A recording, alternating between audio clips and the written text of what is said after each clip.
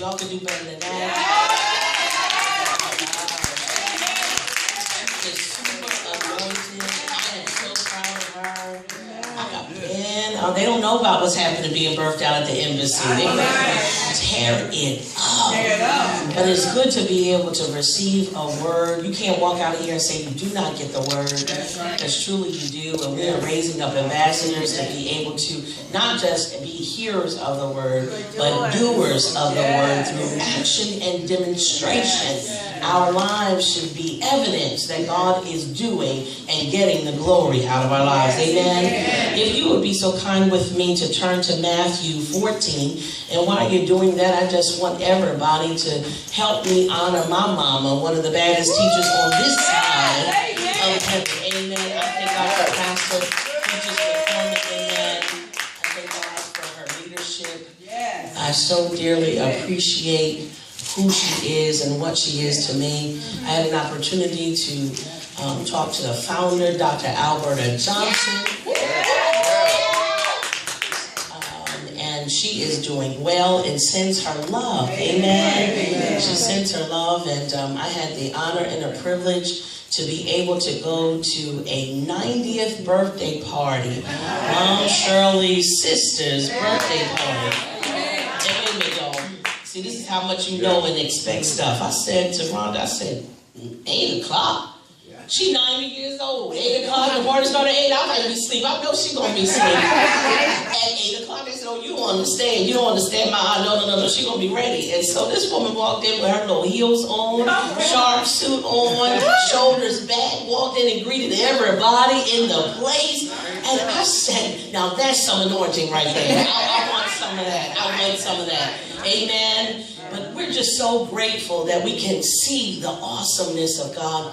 I'm just so glad to be connected to all of you, and we're so glad that Mother Fikes is doing well. Amen. She's transitioned from the hospital and is now in the rehab. And God, 92 is going strong.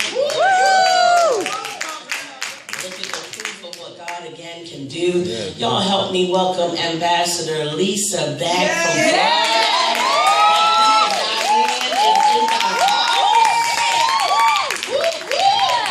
I'm telling you, that girl is making more frequent flyer miles than a little bit, and I'm going to be like her when I grow up. Amen. But we're so grateful for all of you that are in here, and let us look to the word. It is a double-fold word, and I don't have it. It's Matthew 14. Like, y'all need to ask me that. I'm somewhere 7:14. He just still hasn't released me yet. But Matthew 14. And get with somebody who has the word, and so that you can follow along. I need to give you a heads up. We will be starting at the 12th verse. And again, we talked about seasons and timings. Prior to this, it was a situation with John the Baptist being imprisoned. And how many of you know that even in this season, you got to watch what you say?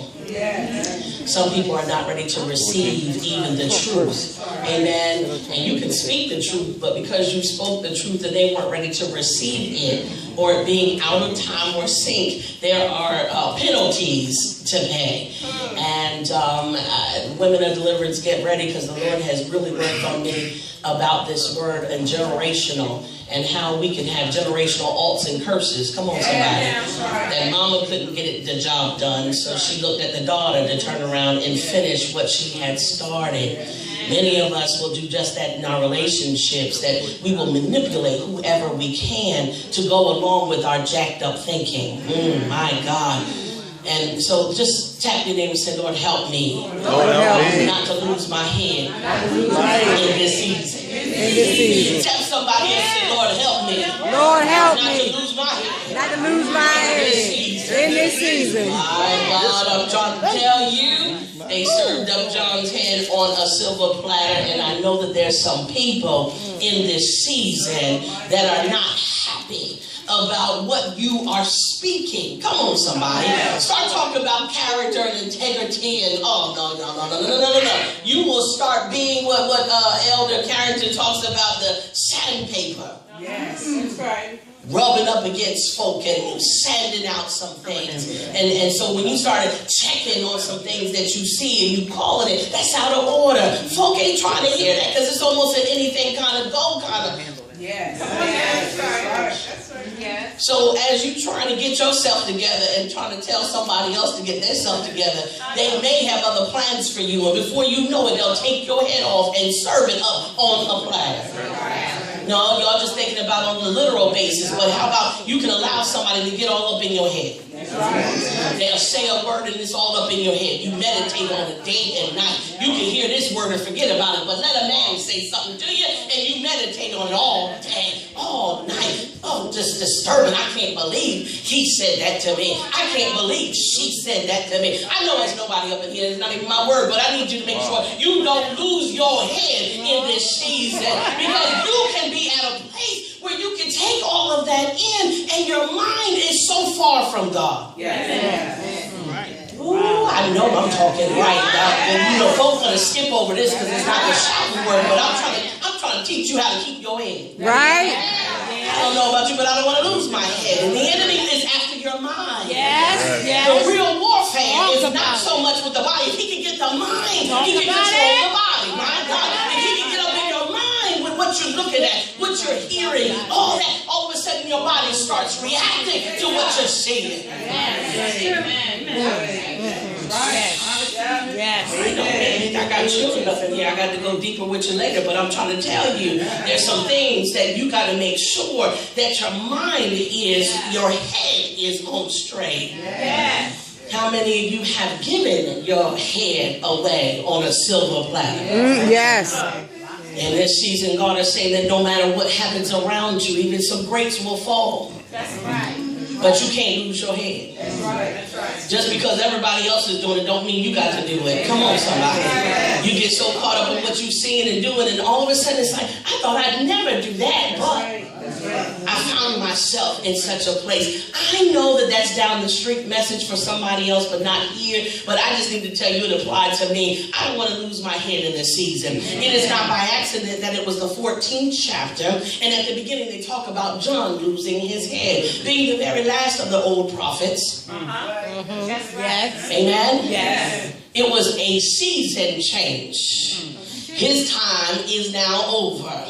And now here comes Jesus on the scene. Now, I can't just skip down and talk about a miracle without also talking about how you can lose or not be present in the course of a setup because you done lost your head. Yes. We talked about being unified and how we're going to walk this thing out together. Not only with just putting on a hoodie and looking unified, but can we be unified? Can your hearts and your minds be on, how can I support? How can I, my presence is necessary. Yes. All right, now we can do the word. Amen. Let's look at 12. And again, I've been teaching from 12, 13, 14, right? So let's look at that. His disciples came and took away the body and buried it. And they went and reported to Jesus. 12 is divine order. It would have been out of order to leave his body without taking care of the remains. Come on, somebody, am I right? It needed to be done correctly and in order.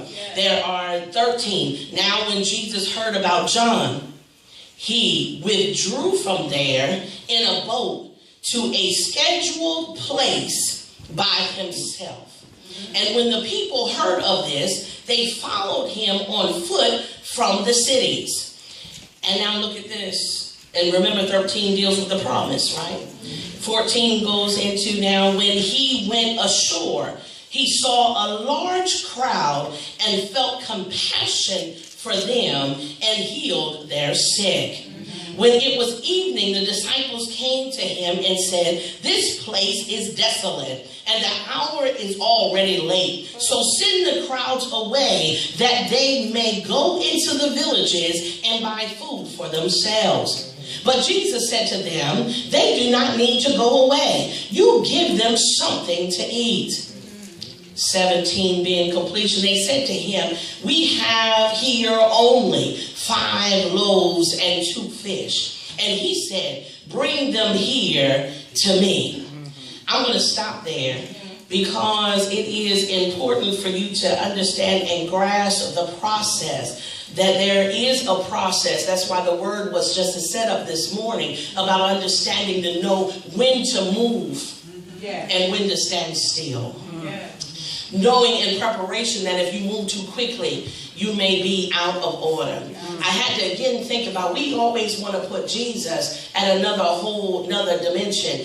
He came, he was born just like you. Come on, somebody. He came through a woman. He had to be trained. He had real emotions, real feelings, real concerns. Now, his cousin, John, had been beheaded. There was already a message that was sent. Are you him?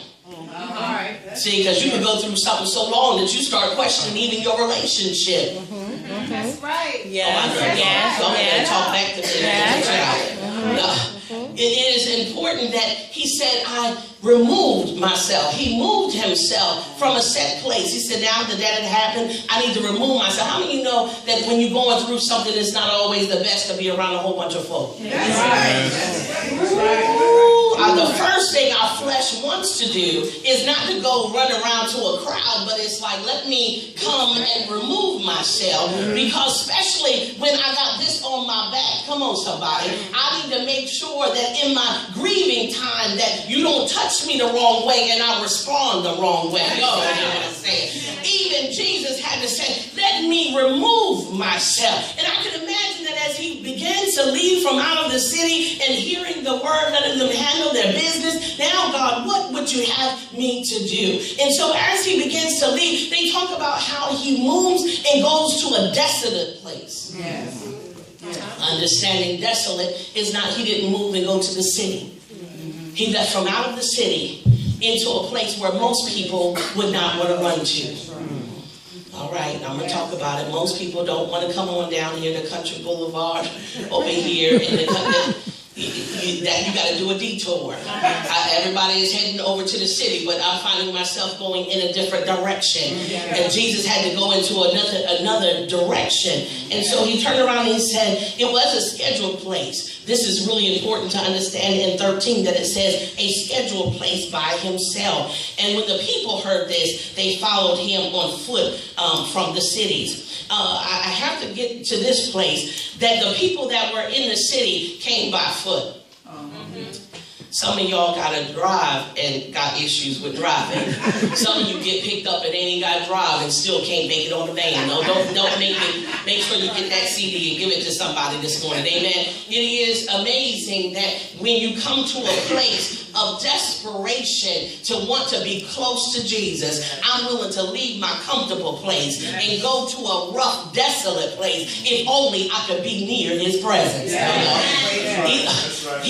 There's a thing that some folks said, let me go into the luxury of places. But you don't understand. I'm willing on foot if it means I got to walk this thing out. Here we go. If I got to push past some stuff, just excuse me. I don't need to tell everybody where I'm going. I don't need to make an announcement. I just feel a yearning in my spirit that I need to get closer to Jesus. Somebody said, move over and let me get closer.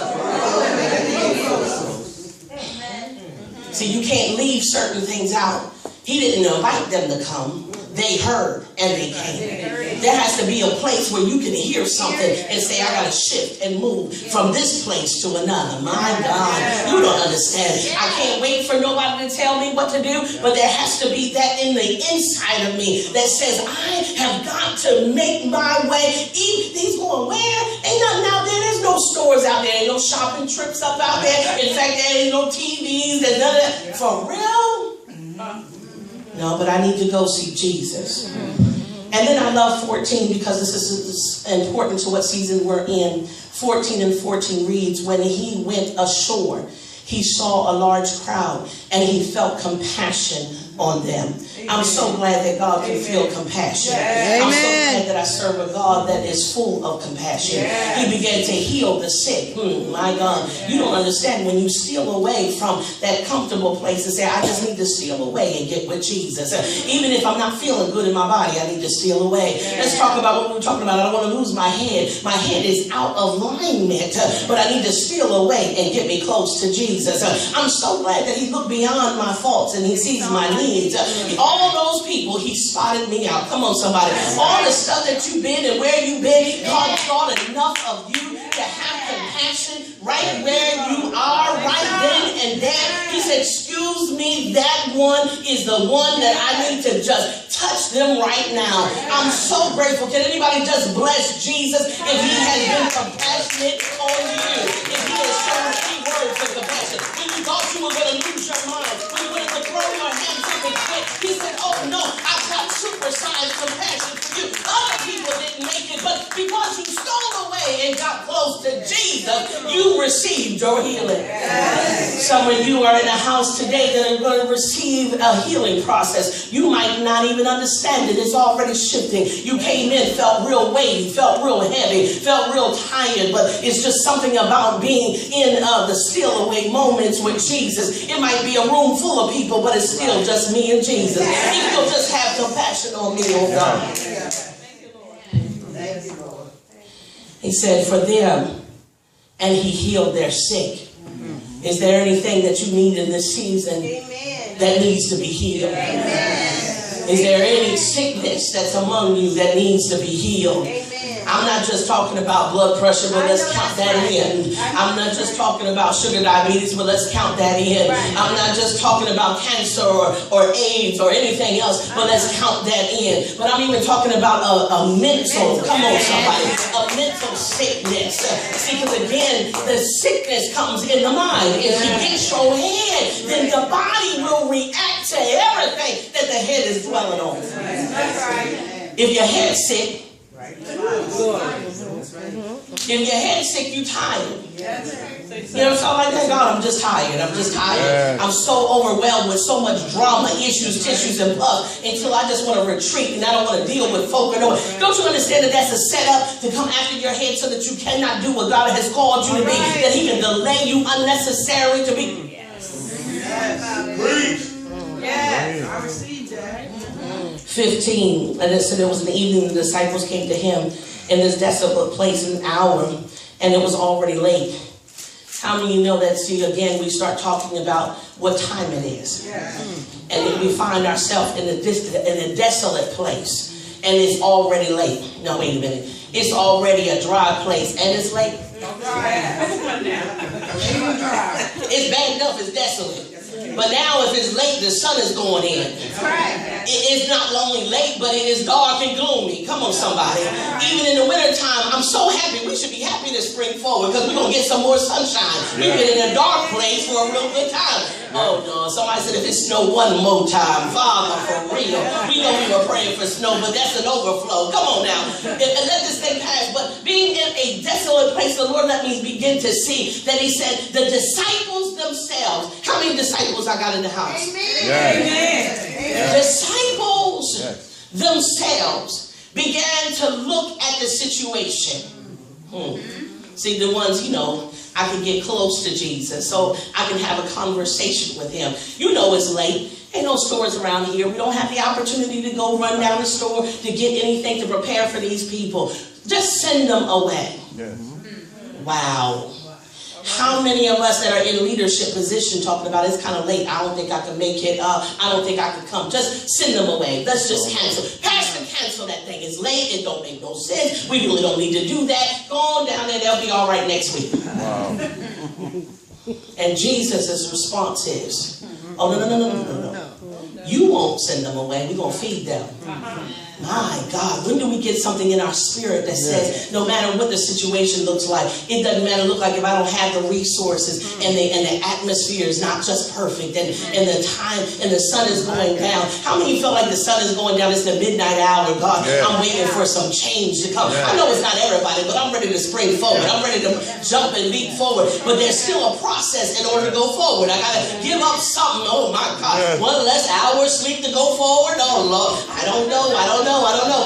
Can I do what he needs me to do? That's right. As I move forward, and he talks about already late, so send the crowds away, but they that go into the villages and buy food for themselves, and Jesus said to them, they do not need to go away. You give them something to eat, with an exclamation point behind it. They said to him, we have here only 5 loaves and 2 fish. And he said, bring them here to me. The Lord let me say, he said, whatever you have, bring it to me. Here's your message for today. That whatever is in your hands, my God, all throughout scriptures, Old Testament, here comes the New Testament, that whatever it is that you're working with, that's all he needs. Bring it. All right, Yes. I'm going to say it again. Yes. Maybe some of y'all need to get your wallets out. Maybe some of y'all need to get whatever symbolizes your phone, your notepad, your pen, whatever it is. I might not have much, but whatever I have, I'm going to give it to Jesus because he can work that thing. Yes. Now, you need to understand when you're talking about, what is it, the fish and the 2 loaves of bread. Was it 5 loaves of bread and 2 fishes? Yes. So if that's all I had, that might have worked if it was just us. Yes. But when you're talking about 5,000 men, Yes. good God, not counting the women. So you want to add if they was all married, then we add another 5,000 to that. How about if they only got 1 child, not 2 or 3 like you might have, let's add that number on that. It begins to, the larger the situation is, the greater the miracle.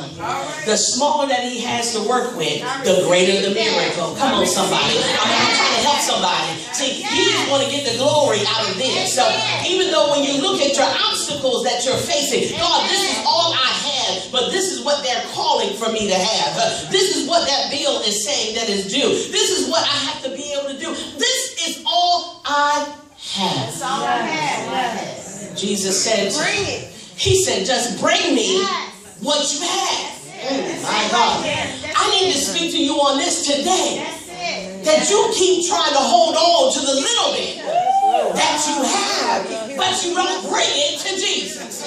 See, if you had the power to do the multiplication, you would be in no debt. You would have nothing, no inches or no tissues or no money. He said, just bring me Yes. what you have. Right now. I was so excited when the Lord showed me this in scripture. He said the real miracle was the willingness to bring me. Amen. Yes. The real miracle was that they could have had such an attitude that we're working. I'm talking leadership right now. Anybody need an attitude to look at what we have based upon what we got to do? Yes.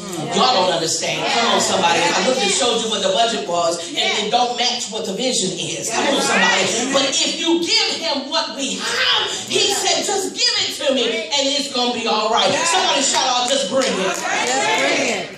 Tell somebody else, I just got to bring it. I got to bring it. I got to bring it. I just got to bring it. I got to bring it. I got to bring what I have. I got to bring what I have because he is going to set this thing up to be a miracle. I need to tell you that what you're going through right now, can you stop looking at your situation that has got you, oh my God, I don't know who this is for, but it's got your head on a platter right now. You're so overwhelmed with the problem that you are just all twisted and crazy. He said, if you just bring me what you have, I will show you what I'm capable of doing. But because you keep sitting in the same place of ingratitude, my God, murmuring and complaining, he can't do nothing with that. But he said, if you would just give me. His word is an action word. It says, bring it to me. Give me all that you have. Come on. No, y'all don't hear what I'm saying. I'm feeling better already because if I just get a willingness in my spirit. Because the enemy wants you to get a brokenness to the part of discouragement, frustration. See, when you get with then inhabits fear. When fear comes on you. How many know when you get challenged with some drama and stuff and you don't think that you have enough to work with to solve this problem, you start getting fearful. I need to know, is there anybody else that deals with the spirit of fear? Fear factor. Then your fear causes frustration. There's them F words, my God. But we leave those fear, my God, and frustration. We got to move on to the 2014 version of being able to move forward and do what God has called for us to do in this season. Amen. He turned around and he said to them, they said to him that they were only ordering the people to sit down. He said, bring them here to me. Bring them here to me. Bring them here to me. It's not by accident that it's verse 18. That's new beginning. In this season, you need to recognize that if you come to a place of willingness and total surrender, you will see a miracle. My God, I need to paint this picture because I don't think they get it either, Cassandra. When you talk about the whole thing of desolation in your own life, when things look like they're drying up everywhere around you, I need to tell you today that's a setup for a sure sign of a miracle. I need to tell you that you have just entered into a season that God is going to get the glory out of this. I know it's not everybody, but it's a few of you I want to encourage today. That God said that if you're willing, first of all, to leave the city and go to another place and get close to me, I will take what you have and I will multiply it, and I will cause that everybody who's connected to you, seated next to you, that looks like you, I'll make provision not only for you but for them too. That's the kind of God I serve. He will take the least that I have and multiply it and make it into life. Everything that we need is already in the house. This is important in the close. It says, ordering the people to sit down on the grass. Some stiff-necked and rebellious folk wouldn't even sit down on the grass. I'm trying to help you.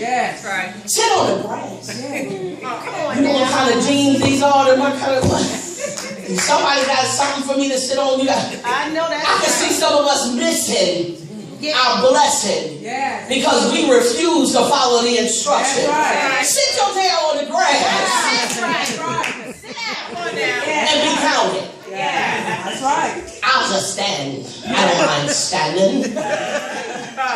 Can we check ourselves today? That some of our haughtiness, some of our disposition and our ways, some of that stuff that's playing in our hearts, that is entered in our minds, is keeping us from being in right position so that the miracle can flow. If you don't sit down, then how can we ever get our miracle? Jesus, he just showed me, he said, as a group. I didn't know he was going to take me here. Come on now. Unified.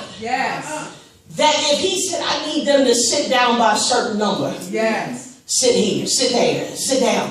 By a certain, it was strategically planned by calculation that we need to know that everybody's needs are going to be met. But if you're not willing to get in a group and sit down, that's right. you're going to delay your group. That's it.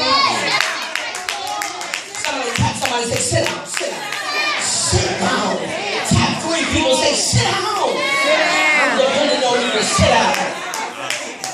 Take a seat, take a seat, take a seat. Make yourself comfortable. Stop thinking, but sit down. 19 says, ordering the people to sit down on the grass. He took the 5 loaves and the 2 fish, and looking up toward heaven, he blessed the food, and breaking the loaves, he gave them to the disciples, and the disciples gave them to the crowd. Do you see the order? Yes. We first need to sit down. We first need to get connected. That's right. This is the area in which I'm called to. Let me follow the instructions and sit down. So that I can hear the next instructions. I love what Jesus turned around, because don't you know he modeled exactly what we're supposed to do. He said, give us all that you have, and then when you give it to me, let me show you what I'm going to do with it when I get it in my hands. He took the fish, my God, and he lifted it up and he looked towards heaven. Oh my God. He blessed the name of the Lord for what he did have. Not for what he was lacking, but for what he had in his hands. He stood up and said, oh my God, thank you for this fish, because I'm connected to you. I know that it's more than enough. You need to